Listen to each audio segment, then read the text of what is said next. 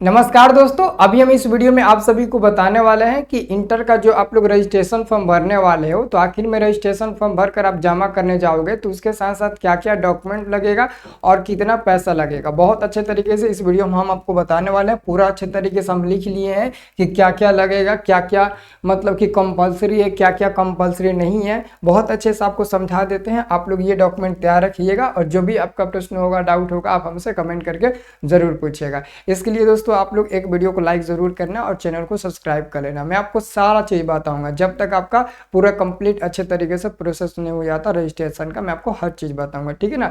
तो प्लीज आप लोग चैनल को सब्सक्राइब कर लीजिएगा। देखिए, जब आप लोग रजिस्ट्रेशन फॉर्म भरोगे तो सबसे पहला आपका लगेगा जो वो लगेगा क्या, तो वो आपका लगेगा रजिस्ट्रेशन फॉर्म, यानी कि रजिस्ट्रेशन फॉर्म भरा हुआ, यानी कि रजिस्ट्रेशन फॉर्म आपको लेना है। मैं दे दूंगा या फिर स्कूल से भी आपको मिलेगा, 10-20 रुपया लगेगा। तो पहले आपको रजिस्ट्रेशन फॉर्म को पूरा अच्छे से भर लेना है, एक ये आपको देना पड़ेगा। और दूसरा नंबर में दोस्तों आपको आधार कार्ड का फोटो कॉपी देना पड़ेगा। ये तो हर चीज़ में देना होता है, आधार कार्ड का फोटो कॉपी देना होता है। उसके बाद से तीसरा नंबर में पासबुक का फोटो कॉपी। ये वैकल्पिक यानी कि ऑप्शनल है, मतलब है तो दीजिए, नहीं है तो मत दीजिए, कोई ज़रूरी नहीं है, ठीक है। उसके बाद से दोस्तों चौथा नंबर अपार आईडी नंबर, ये भी वैकल्पिक है। हालांकि दोस्तों सीबीएसई बोर्ड वाले ने नियम लगाया था कि 10वीं और 12वीं के छात्रों के लिए फाइनल बोर्ड परीक्षा देना है तो उनके लिए अपार आईडी कार्ड अनिवार्य है। ऑलरेडी उनके लिए अनिवार्य बना हुआ है, लेकिन बिहार बोर्ड में भी ये लागू हुआ था। लेकिन कुछ शिक्षकों का मानना है और उनका मतलब कि कहना है कि नहीं, ऐसा नहीं होना चाहिए। तो उन लोगों ने सरकार से रिक्वेस्ट किया कि अभी इसके ऊपर कोई कार्रवाई ना की जाए, जिसके पास है वो दे और जिसके पास नहीं है वो ना दे। तो सरकार ने उनकी बातें मानी। अब जिसके पास अपार आईडी का, जिसका अपार आईडी कार्ड बना है और उनके पास अपार आईडी नंबर है, वो लिखेंगे, नहीं है तो नहीं लिखेंगे, है ना, जरूरी नहीं है। ये भी आपका वैकल्पिक है। उसके बाद से पांचवा नंबर आपको मोबाइल नंबर, और याद रहे मोबाइल नंबर आपको वैलिड देना है। आजकल मोबाइल नंबर सबसे ज्यादा इंपॉर्टेंट है। अब ये नहीं कि सिम भुला गया है, मोबाइल भुला गया है, मोबाइल बंद हो चुका है, सिम बंद हो चुका है, तरह तरह का बहाना आप लोग मारो और वो वाला नंबर दे दो, गलती मत कहना। तो आप लोग वैलिड मोबाइल नंबर देना और वही मोबाइल नंबर देना जिस पर रिचार्ज हो, मैसेज वैसेज फोन वोन आता होगा, ठीक है। अब ये नहीं कि एक दोस्त एक नंबर, 2-3 दोस्त एक ही नंबर दे दिए, ये भी गलती मत करना। एक नंबर एक ही रजिस्ट्रेशन के लिए देना। आप अपने परिवार में किसी का भी नंबर दे सकते हैं, लेकिन याद रहे वही नंबर 2-3 वो दोस्त को मत दे देना, अकेले चुपके से नंबर देना, ठीक है। उसके बाद से दोस्तों ईमेल आईडी भी आपको वैलिड चाहिए। ईमेल आईडी भी किसी का भी दे सकते हो, अपना भैया का या फिर मम्मी का, पापा का, जिसका भी आप ईमेल आईडी देना चाहते हो दे सकते हो, ये इंपॉर्टेंट। उसके बाद से दोस्तों आपका है 7वां नंबर में मैट्रिक का मार्कशीट का फोटो कॉपी। जो आपका 10th का मार्कशीट है उसका आपको फोटो कॉपी देना होगा, ठीक है।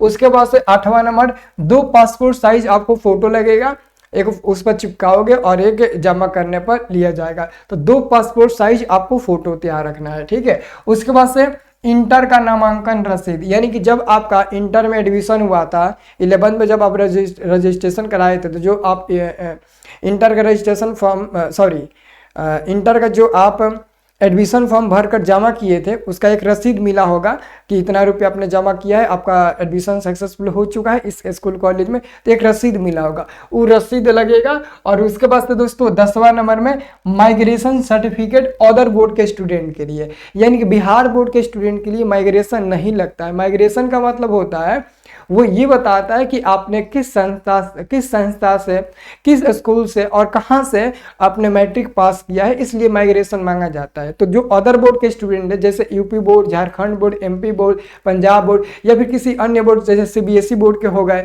तो जो बिहार बोर्ड के अलावा अन्य बोर्ड के स्टूडेंट है और वो एडमिशन कराए हैं 11th में, तो आपको रजिस्ट्रेशन के समय में आपको माइग्रेशन देना पड़ेगा। वो प्रूफ रहता है कि आपने इस बोर्ड से और इस संस्था से यहाँ से आपने पास किया है, इसलिए आपके लिए माइग्रेशन जरूरी है। बिना माइग्रेशन का काम नहीं चलेगा। उसके बाद से बिहार बोर्ड के स्टूडेंट के लिए नहीं इंपॉर्टेंट है। और 11 नंबर में जाति, आय एवं निवास प्रमाण पत्र का फोटो कॉपी। देखिए ये वैकल्पिक हमने नहीं लिखा, पता है क्यों? क्योंकि देखिए ये स्कूल के ऊपर डिपेंड करता है। सरकार ने कंपलसरी तो नहीं कहा है कि आप देवे करिए, लेकिन दोस्तों स्कूल वाले जो होते हैं ना, वो कहते हैं कि हमको जाति, आय, निवास चाहिए। तो कोई कहता है केवल आय चाहिए, तो कोई कहता है केवल निवास चाहिए, तो कोई कहता है केवल जाति चाहिए।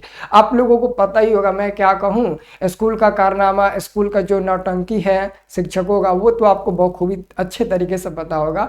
मैं तो रूबरू उनसे हूँ और आप लोग भी अच्छे से पता होगा। तो ये सब नौटंकी करता है, लेकिन कैसे भी रिक्वेस्ट करिएगा। अगर है तत्काल तो ठीक है, अगर आप बनवा भी सकते हो तो बनवा लो। मतलब कि अगर आप सक्षम है बनवाने के लिए तो बनवा लीजिए, कोई दिक्कत नहीं है। लेकिन सक्षम नहीं है दुर्भाग्य से किसी कारण, तो रिक्वेस्ट करिएगा, कहिएगा बाद में दे देंगे ये तो वो कर देंगे, कोई दिक्कत नहीं है। कंपल्सरी नहीं है, लेकिन उनके मन के ऊपर डिपेंड करता है, ठीक है। उसके बाद तो दोस्तों 11वां नंबर में अब देखिए पैसा कितना लगेगा। BSCB रेगुलर स्टूडेंट, यानी कि जो बिहार बोर्ड के रेगुलर स्टूडेंट है। रेगुलर स्टूडेंट का मतलब कि अभी आपने 2025 में ही 10th पास किया है, 2025 में ही आपने 10th पास किया है और आपने एडमिशन 11th में अभी हाल फिलहाल में कराया है, तो आपका जो रजिस्ट्रेशन का पैसा लगेगा वो 515 रुपया लगेगा, 1 रुपया अधिका नहीं लगेगा। अगर लेगा ना 600 रुपया, 650, समझ रहे हो ना, वो सब लूट रहा है ना। देखो रजिस्ट्रेशन के समय, एडमिशन के समय, परीक्षा भरते समय, ये 3 गो मौका होता है वो सबको लूटने का, स्कूल वाला का। लेकिन इसमें बिहार बोर्ड बांध दिया है कि 515 रुपया ही लगेगा, और ब्रैकेट में लिखा है डायरेक्ट के लिए 915 रुपया लगेगा। डायरेक्ट के लिए कितना, 915 रुपया। यानी कि जो विद्यार्थी 11th में एडमिशन नहीं कराए हैं वो सोचता है कि मैं एडमिशन नहीं कराऊं, मैं डायरेक्ट ही फॉर्म भरूंगा।